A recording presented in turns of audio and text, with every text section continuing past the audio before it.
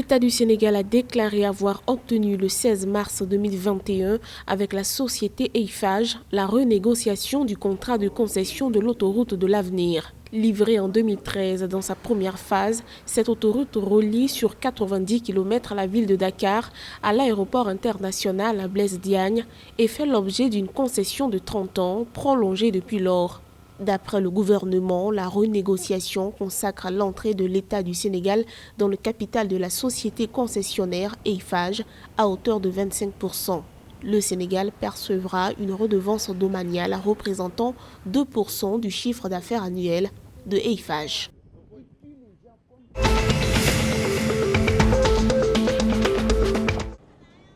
Dans le cadre de la mise en œuvre du plan de relance post-Covid-19, les autorités togolaises ont déclaré un besoin de financement de 440 milliards de francs CFA.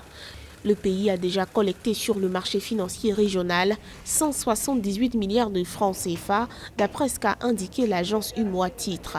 Au titre du service de la dette, le Togo a déjà remboursé en 2021 67,54 milliards de francs CFA pour des bons du Trésor et d'obligations assimilables du Trésor, indique l'agence régionale. Une émission d'obligations de relance de 20 milliards de francs CFA a par ailleurs été lancée la mi-mars 2021.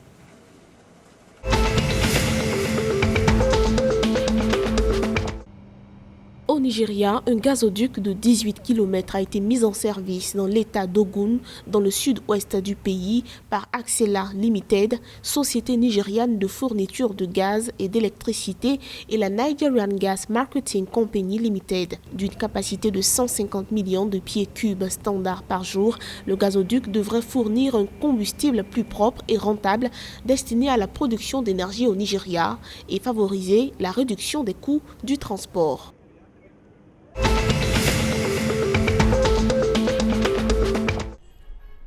Le déficit annuel de financement du développement en Afrique est de 92,8 milliards de dollars américains, selon ce qu'a déclaré ce 17 mars le chef de la section de l'économie verte et bleue à la Commission économique pour l'Afrique CEA, Nassim Oulman. Ce montant est par ailleurs nécessaire pour réaliser le programme de développement durable de l'Union africaine inscrit dans son agenda 2063.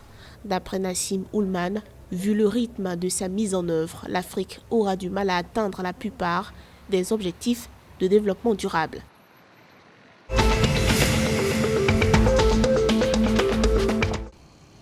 Le gouvernement du Niger a annoncé le 18 mars 2021 la création d'un groupement d'intérêt public dénommé Académie des sciences du Niger. D'après un communiqué officiel, ce projet découle d'une recommandation de la 3e réunion des ministres chargés de la science et de la technologie de la CEDEAO tenue à Cotonou en décembre 2018.